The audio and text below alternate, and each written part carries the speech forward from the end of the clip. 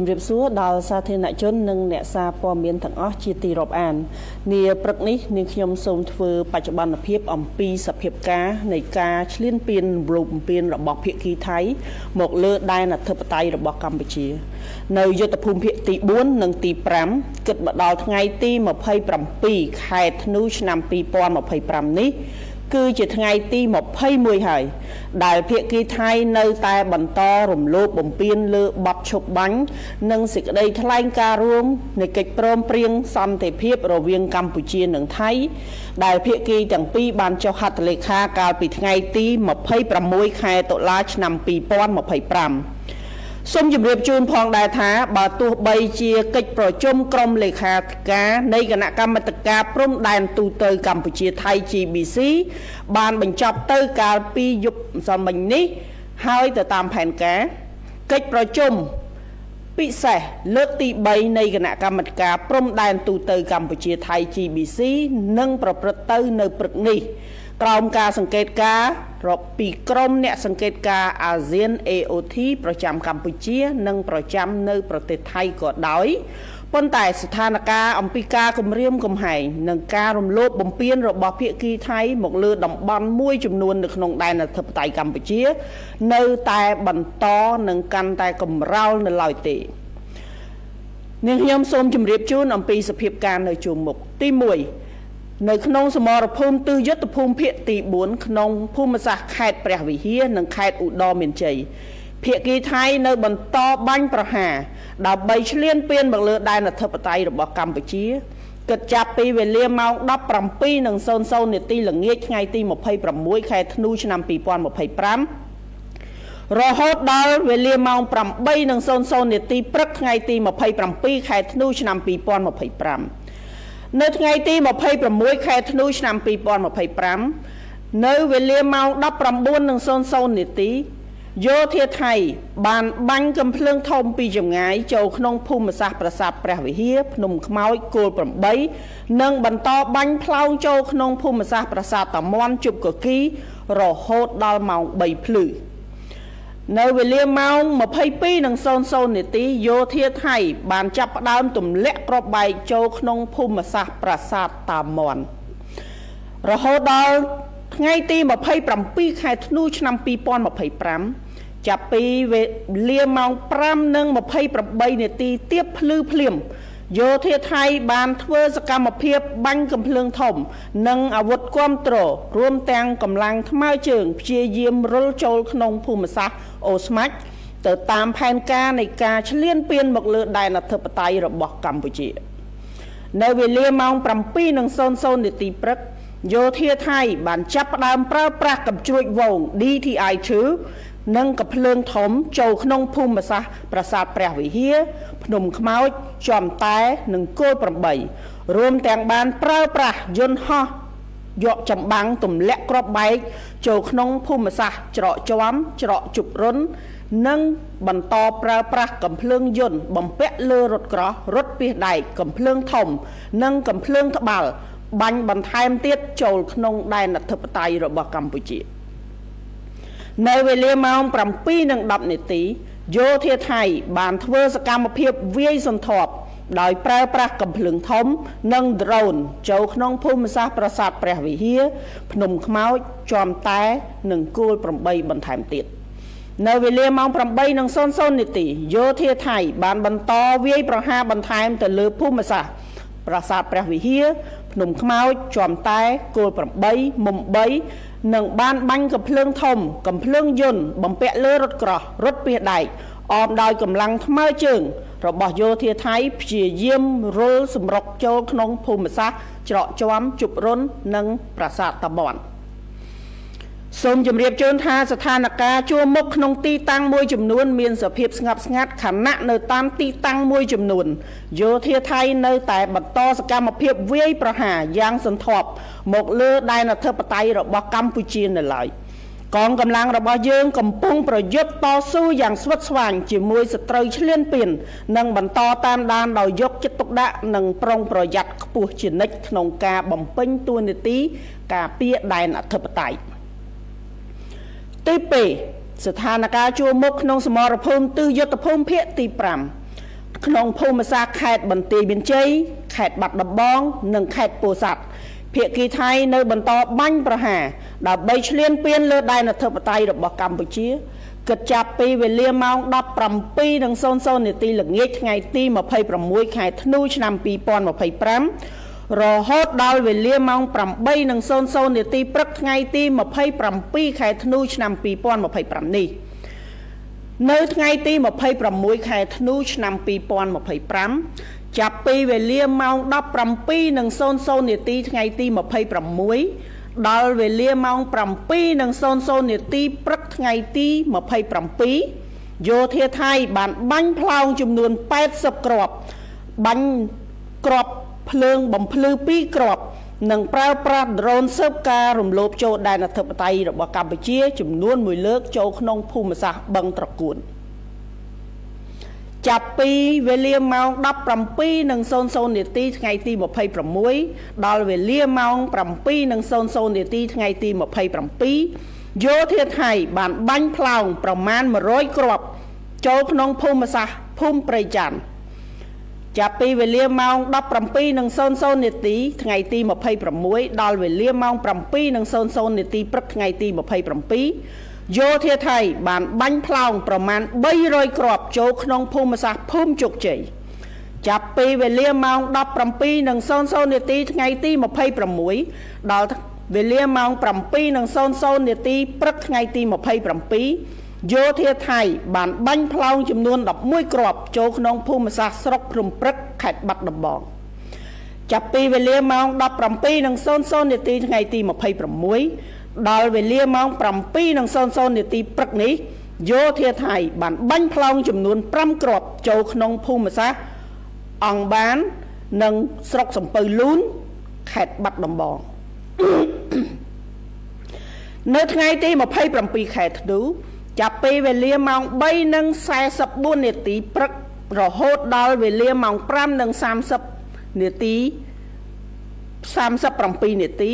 យោធាថៃបានប្រើប្រាស់ដ្រូនពំក្បាលគ្រាប់ទម្លាក់ប្រមាណ 10 គ្រាប់ចូលក្នុងភូមិសាស្ត្រអូភ្លុកដំរីនៅវេលាម៉ោង 7:31 នាទីយោធាថៃបានប្រើប្រាស់យន្តហោះចម្បាំង F-16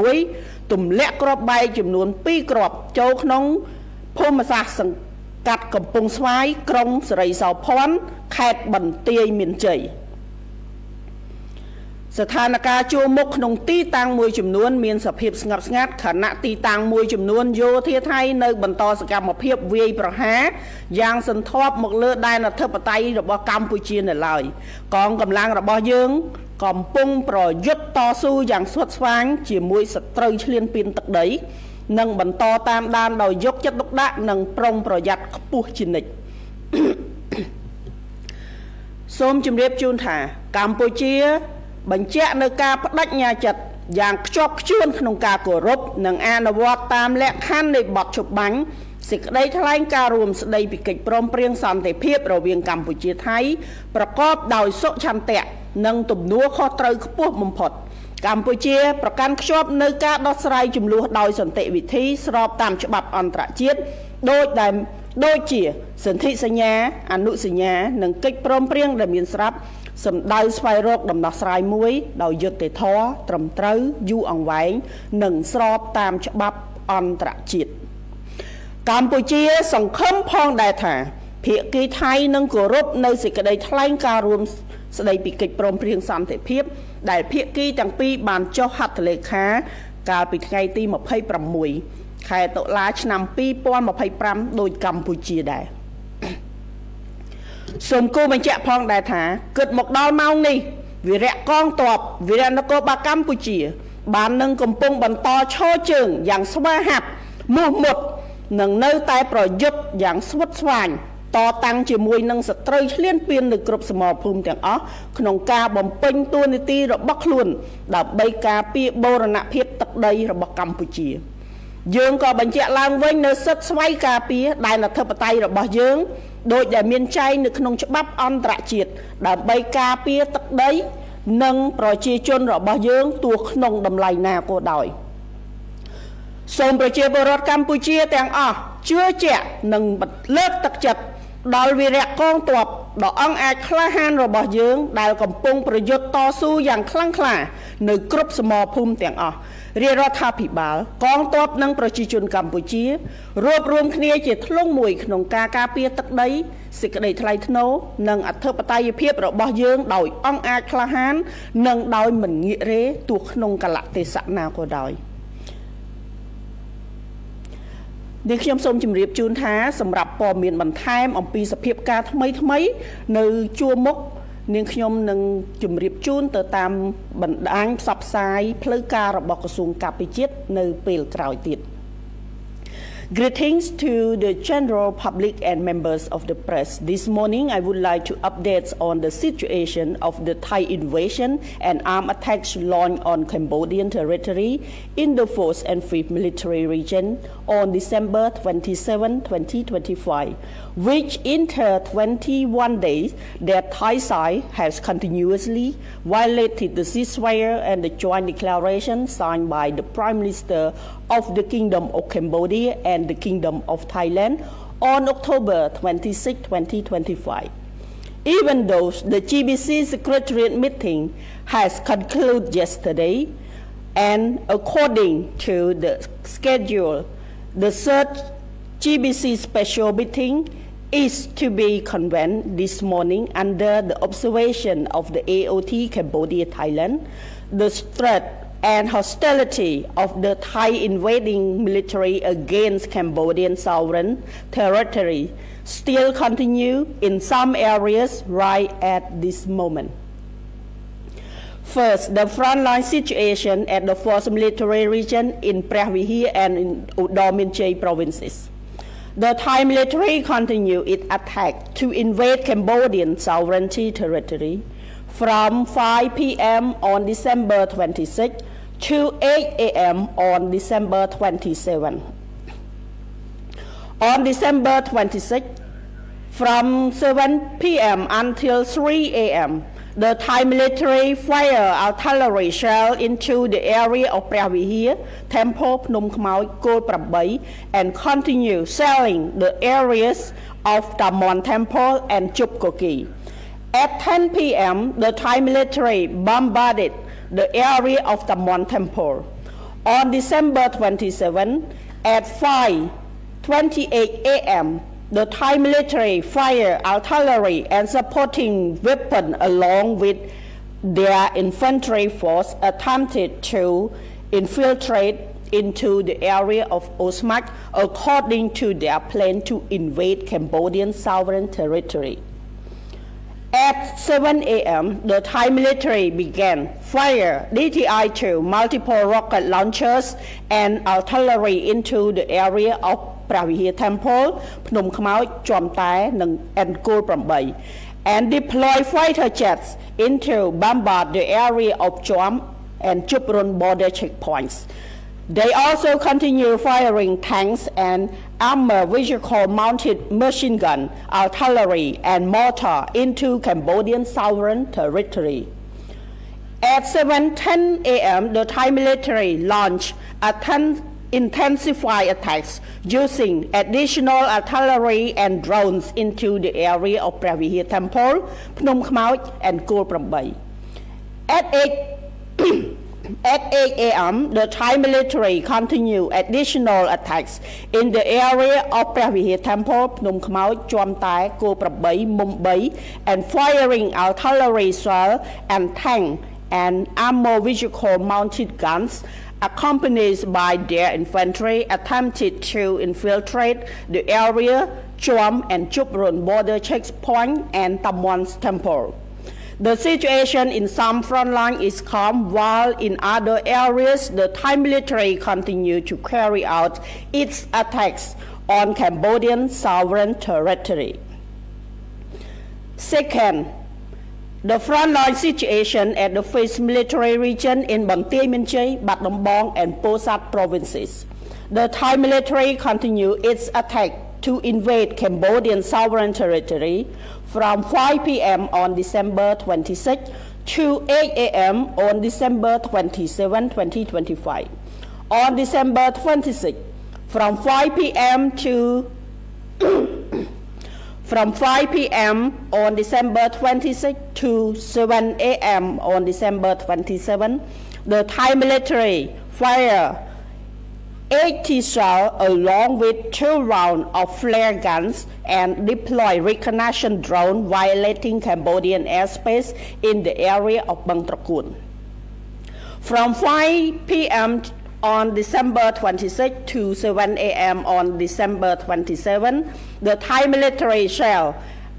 approximately 100 rounds and in the area of Prejan village. From 5 p.m. on December 26 to 7 a.m. on December 27, the Thai military shelled approximately 300 rounds in the area of Chokche village. From 5 p.m. on December 26 to 7 a.m. on December 27, the Thai military fired 11 shells into the area of Tumprak district, Bat Dambong province. From 5 p.m. on December 26 to 7 a.m. on December 27, the Thai military fired 5 shells into the area of Ong Ban, Commune, Sampailun district, Bat Dambong province. On December 27, 2025, from 3:44 a.m. to 5:37 a.m., the Thai military deployed drones to drop 10 bombs in the area of Opluk Damrai. At 7:31 a.m., the Thai military deployed F-16 fighter jets to drop 4 bombs further deep into Cambodian sovereignty in Kampong Swai district, Sarai Sapuan municipality, Bantiai Minchai province. The situation in some front line is calm, while in other areas, the Thai military continue to carry out its attack on Cambodian sovereign territory. Cambodia reaffirmed its firm commitment to respect and strictly abide by the term of ceasefire and the joint declaration on the peace agreement between Cambodia and Thailand, acting with the utmost goodwill and responsibility. Cambodia is resolutely committed to the peaceful settlement of dispute in accordance with international law, as well as all existing treaty conventions and agreements with the objective of finding a just, equitable, and lasting resolution. Consequently, Cambodia further expressed its earnest hope that the Thai side will equal respect and adhere to joint declaration on the peace agreement signed by both countries on October 26, 2025. For further updates report regarding the frontline situation, please visit the official media channels of Ministry of National Defense of Cambodia ចាសសូមអរគុណចំពោះការតាមដានស្ដាប់នៃការធ្វើបច្ចុប្បន្នភាពអំពីសភាពការថ្មីៗតាមបន្ទាប់ព្រំដែនកម្ពុជាថៃនៅថ្ងៃនេះនាងខ្ញុំនឹងជម្រាបជូនអំពីស្ថានភាពនិងកម្មវិធីថ្មីៗដែលកើតឡើងនៅថ្ងៃនេះបន្ថែមទៀតទៅតាមប្រព័ន្ធផ្សព្វផ្សាយផ្លូវការរបស់ក្រសួងការពារជាតិសូមអរគុណនិងសូមជម្រាបលា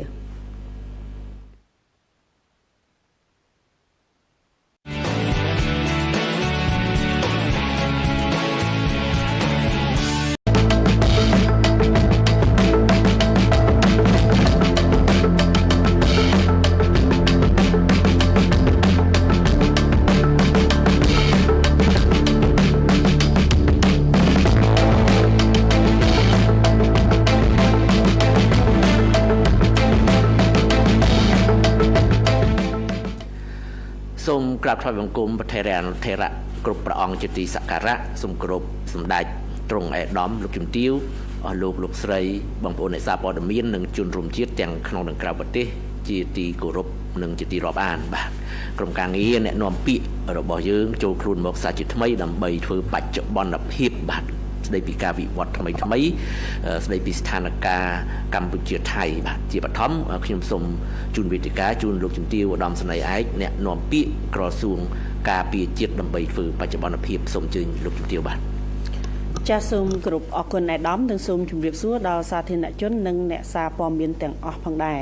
នារសៀលនេះនាងខ្ញុំសូមជម្រាបឡើងវិញអំពីលទ្ធផលនៃកិច្ចប្រជុំពិសេសលើកទី3នៃគណៈកម្មាធិការព្រំដែនទូទៅកម្ពុជាថៃ GBC ដែលបានប្រព្រឹត្តទៅកាលពីព្រឹកមិញនេះហើយបានចុះហត្ថលេខាលើសេចក្តីប្រកាសរួមនៅវេលាម៉ោង 10:15 នាទីព្រឹកចំពោះលទ្ធផលនៃខ្លឹមសារនៃសេចក្តីប្រកាសរួម1កិច្ចប្រជុំពិសេសលើកទី3នៃគណៈកម្មាធិការព្រំដែនទូទៅកម្ពុជាថៃ GBC ប្រព្រឹត្តទៅនៅច្រកព្រំដែនអន្តរជាតិព្រំខេត្តបៃលិនប្រទេសកម្ពុជាទល់មុខនឹងបានផកាតខេត្តច័ន្ទបុរីប្រទេសថៃដែលគណៈប្រតិភូដឹកនាំដោយឯកឧត្តមនាយឧត្តមសេនីយ៍ទាសីហាឧបនាយករដ្ឋមន្ត្រីក្រសួងការពារជាតិនៃព្រះរាជាណាចក្រកម្ពុជានិងជាសហប្រធានគណៈកម្មាធិការព្រំដែនទូទៅកម្ពុជានិងគណៈប្រតិភូថៃដឹកនាំដោយឯកឧត្តមនាយឧត្តមសេនីយ៍ណាតភុនណភិនិតរដ្ឋមន្ត្រីក្រសួងការពារជាតិនៃព្រះរាជាណាចក្រថៃនិងជាសហប្រធានគណៈកម្មាធិការព្រំដែនទូទៅថៃនិងដោយមានការចូលរួមសង្កេតការណ៍ពីក្រុមអ្នកសង្កេតការណ៍អាស៊ាន AOT ចំណុចទី2ជាលទ្ធផលនៃកិច្ចប្រជុំពិសេសលើកទី3នេះនៃគណៈកម្មាធិការព្រំដែនទូទៅកម្ពុជាថៃ GBC ភាគីកម្ពុជានិងភាគីថៃបានឯកភាពគ្នាចុះហត្ថលេខាលើសេចក្តីប្រកាសរួមស្តីពីកិច្ចព្រមព្រៀងលើវិធានការសំខាន់ដើម្បីបញ្ឈប់ការវាយប្រហារគ្នាឈានទៅរកការកសាងទំនុកចិត្តនិងការស្ដារសន្តិភាពរវាងកម្ពុជានិងថៃហើយសេចក្តីប្រកាសរួមនេះក្រសួងការពារជាតិបានធ្វើការចេញផ្សាយទាំងស្រុងទាំងភាសាខ្មែរនិងភាសាអង់គ្លេសរួចរាល់ហើយនាងខ្ញុំក៏សូមជម្រាបជូននៅចំណុចសំខាន់មួយចំនួនប៉ុណ្ណោះនៃខ្លឹមសារនៃសេចក្តីប្រកាសរួមស្តីពីកិច្ចព្រមព្រៀងខាងលើចំណុចទី1ភាគីទាំងពីរបានឯកភាពគ្នាលើបទជបាញ់ដែលមានសុពលភាពពីម៉ោង 12:00 នាទីថ្ងៃត្រង់ក្នុងថ្ងៃទីថ្ងៃ27ខែធ្នូឆ្នាំ2025នេះតទៅទី2ក្នុងរយៈពេល72ម៉ោងមានន័យថារយៈពេល3ថ្ងៃក្រោយពីបទឈប់បាញ់នេះត្រូវបានអនុវត្តបានខ្ជាប់ខ្ជួនហើយយោធិនកម្ពុជា18រូបដែលកំពុងស្ថិតក្រោមការឃុំឃាំងរបស់ថៃនឹងត្រូវបានដោះលែងបញ្ជូនមកមាតុភូមិកម្ពុជាវិញ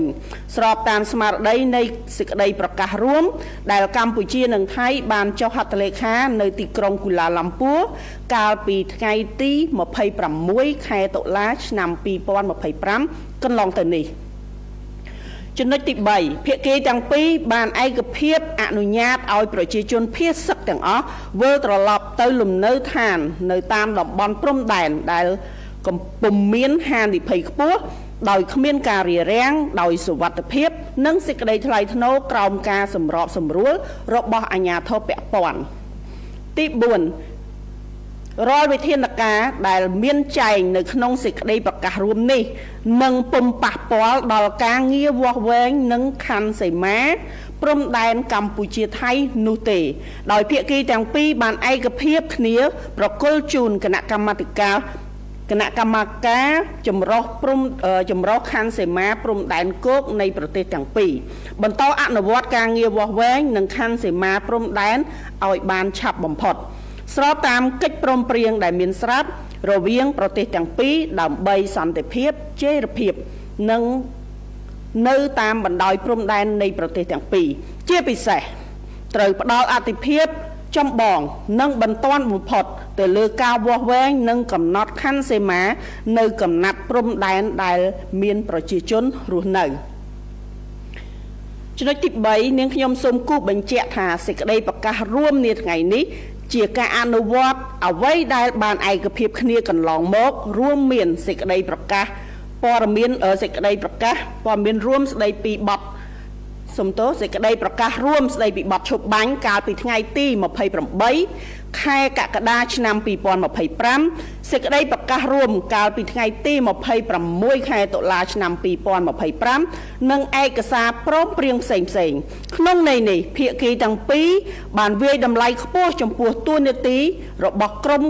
អ្នកសង្កេតការណ៍អាស៊ាននិងបានឯកភាពពង្រឹងអាណត្តិការងាររបស់គេក្នុងការផ្ទៀងផ្ទាត់និងធានាដល់ការអនុវត្តប្រកបដោយប្រសិទ្ធភាពនៅវិធានការនានាដែលបានឯកភាពគ្នាក្នុងថ្ងៃនេះចំណុចទី4កម្ពុជាប្រកាន់គោលជំហរបដិញ្ញាចិត្តយ៉ាងម៉ឺងម៉ាត់ក្នុងការអនុវត្តបទឈប់បាញ់ព្រមទាំងការឯកភាពគ្នា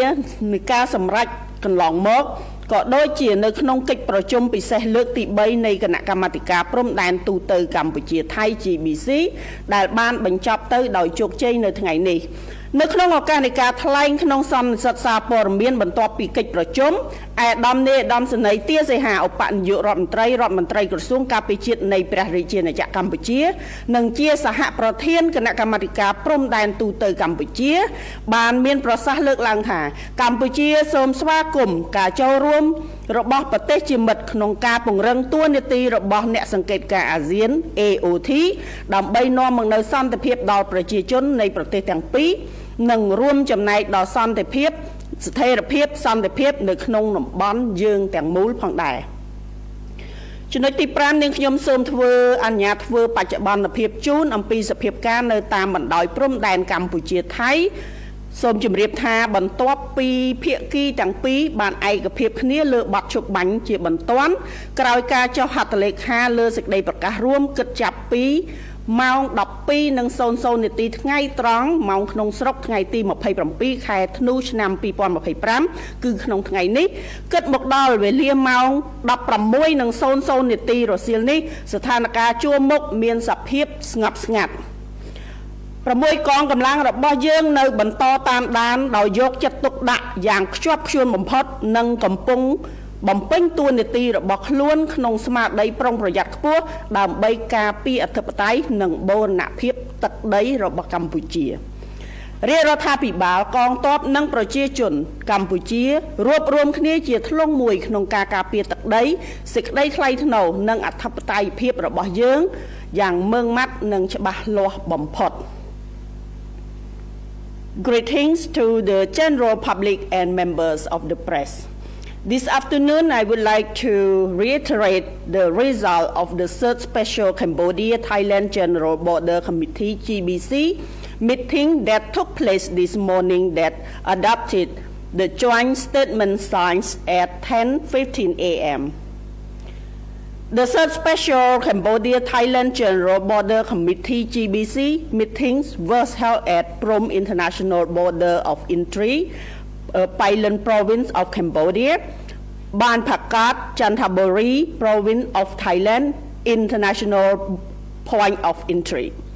The Cambodian delegation was led by His Excellency General Tiasiha,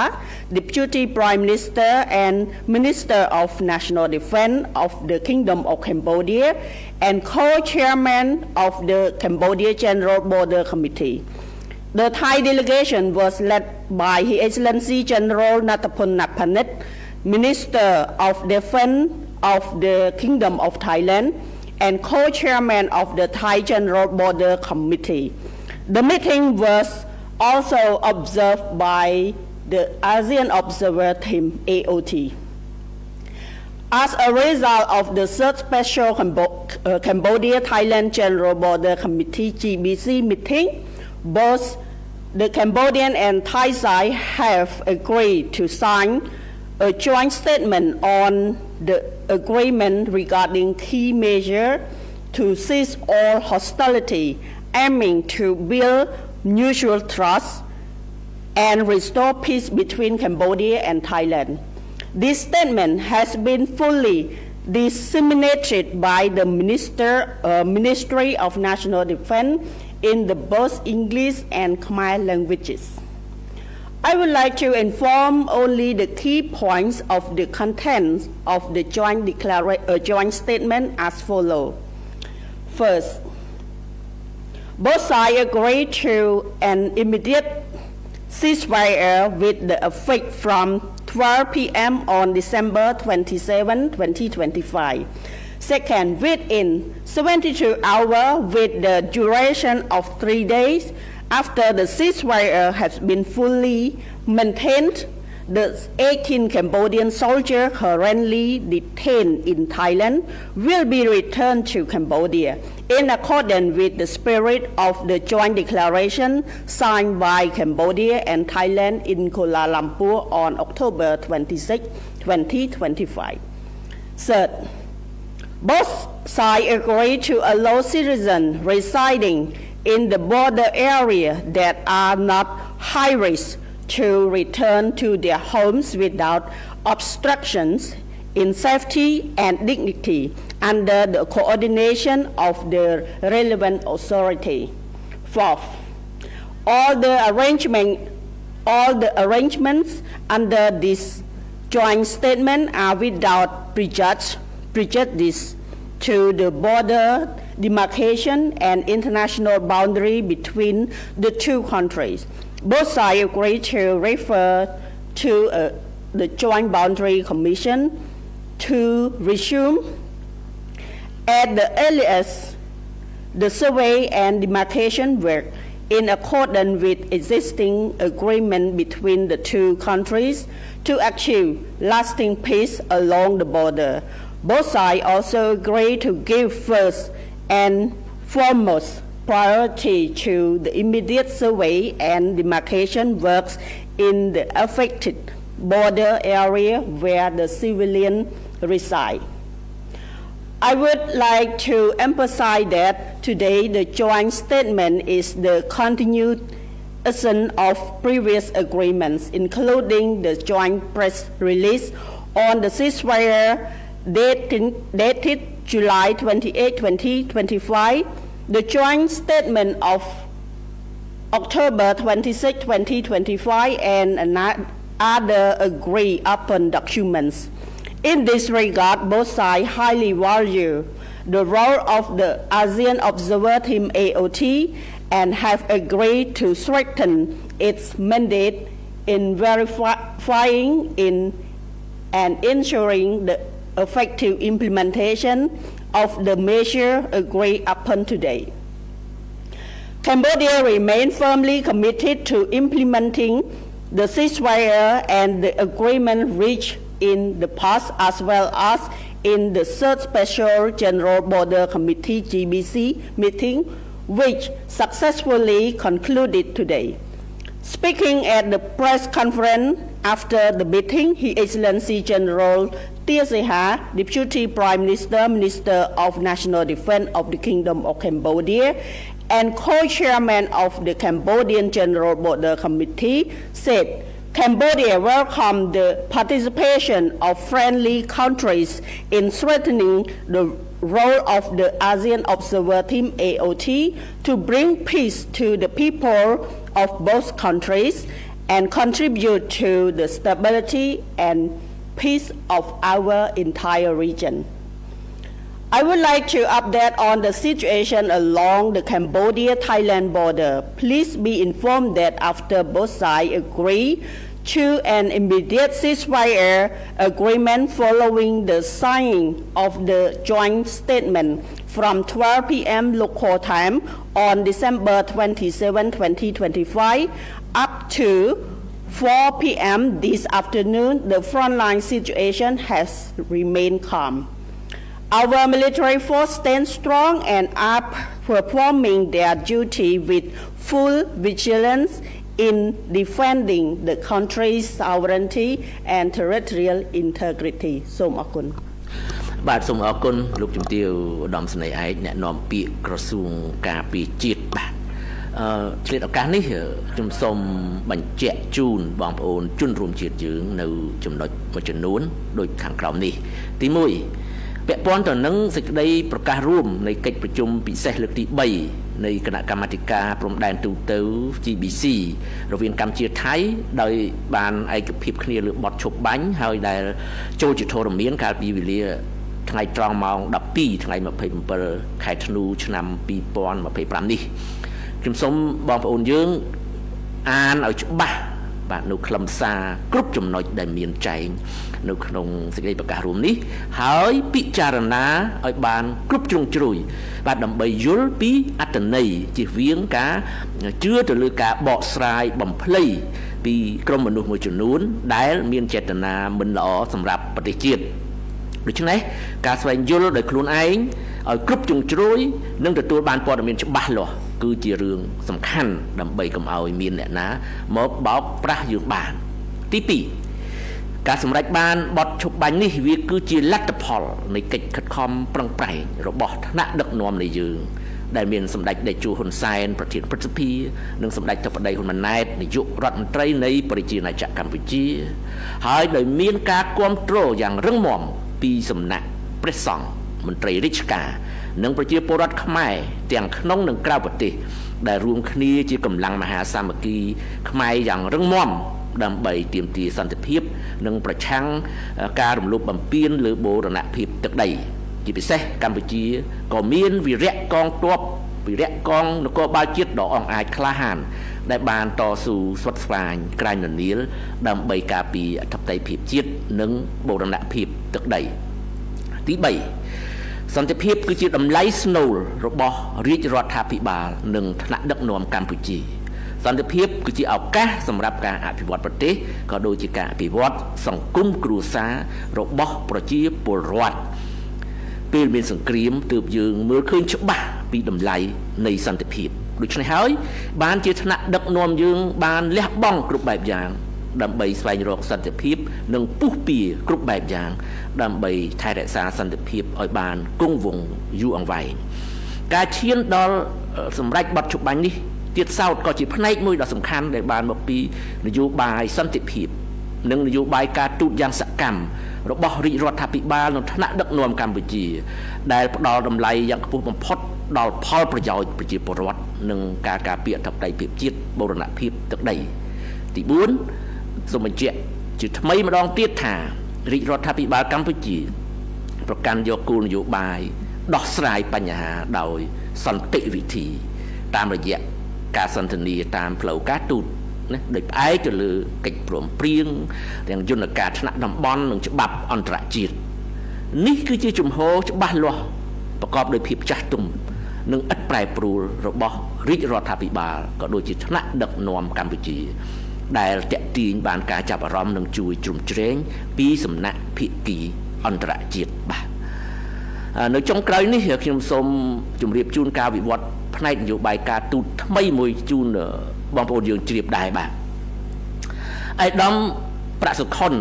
ឧបនាយករដ្ឋមន្ត្រីនិងជារដ្ឋមន្ត្រីការបរទេសនិងសហប្រតិបត្តិការអន្តរជាតិនៃប្រជាណាចក្រកម្ពុជានិងដឹកនាំគណៈប្រតិភូកម្ពុជាចូលរួមកិច្ចប្រជុំត្រីភាគីរវាងកម្ពុជាថៃនិងចិនដើម្បីពិភាក្សាអំពីការវិវត្តថ្មីនៃស្ថានភាពរវាងកម្ពុជានិងថៃដែលប្រព្រឹត្តទៅនៅថ្ងៃទី28 29ខែធ្នូឆ្នាំ2025នៅខេត្តយូណាននៃសាធារណរដ្ឋប្រជាមានិតចិនតបតាមការអញ្ជើញរបស់ឯកឧត្តមវ៉ាងយីរដ្ឋមន្ត្រីការបរទេសនៃសាធារណរដ្ឋប្រជាមានិតចិនកិច្ចប្រជុំនេះមានគោលបំណងសម្របសម្រួលការផ្លាស់ប្ដូរយោបល់ប្រកបដោយការស្ថាបនានិងភាពស្មោះត្រង់ស្ដីពីស្ថានភាពបច្ចុប្បន្នរវាងកម្ពុជានិងថៃដើម្បីពង្រឹងការជឿទុកចិត្តគ្នាទៅវិញទៅមកជំរុញការកាត់បន្ថយភាពតានតឹងក៏ដូចជាស្ដារឡើងវិញនៅសន្តិភាពសន្តិសុខនិងស្ថិរភាពនៅតាមតំបន់ព្រំដែនកម្ពុជាថៃកម្ពុជាវាតម្លៃខ្ពស់ចំពោះតួនាទីចិនក្នុងនាមជាម្ចាស់ផ្ទះដែលផ្ដល់វេទិកាសម្រាប់កិច្ចសន្ទនានិងការគ្រប់គ្រងចំពោះកិច្ចខិតខំប្រឹងប្រែងបង្កើនការយោគយល់គ្នាទៅវិញទៅមកនិងចំពោះសន្តិភាពនិងស្ថិរភាពតំបន់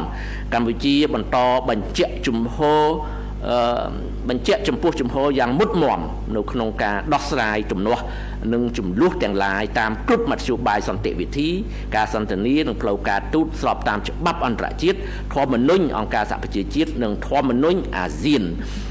នេះឱកាសនៃកិច្ចប្រជុំនេះឯកឧត្តមប្រាក់សុខុនក៏នឹងជួបពិភាក្សាទ្វេភាគីជាមួយនឹងឯកឧត្តមវ៉ាងយី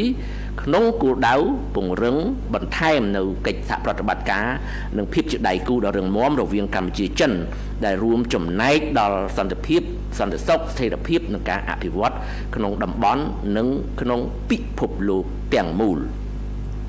Somdaj Excellency, ladies and gentlemen, good afternoon. His Excellency Prasokon, Deputy Prime Ministers and Ministers of Foreign Affairs and International Cooperation of the Kingdom of Cambodia will lead a Cambodian delegation to attend a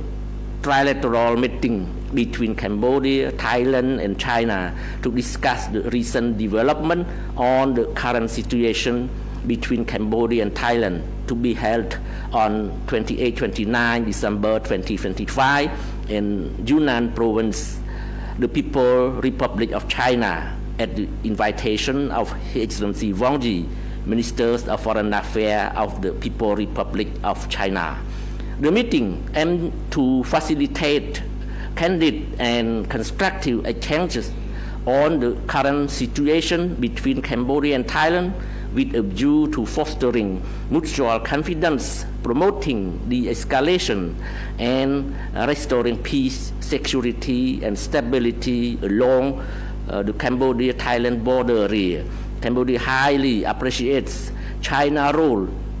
as host in providing a platform for dialogue and supporting efforts to promote mutual understanding and regional peace and stability, and continue affirming its consistent position of resolving differences and disputes through all peaceful means, dialogue and diplomacy, in accordance with international law, the United Nations Charters and the Asian Charters. On the margin of the meeting, His Excellency Prasokon will also hold bilateral discussion with His Excellency Wang Yi with the objective of further advancing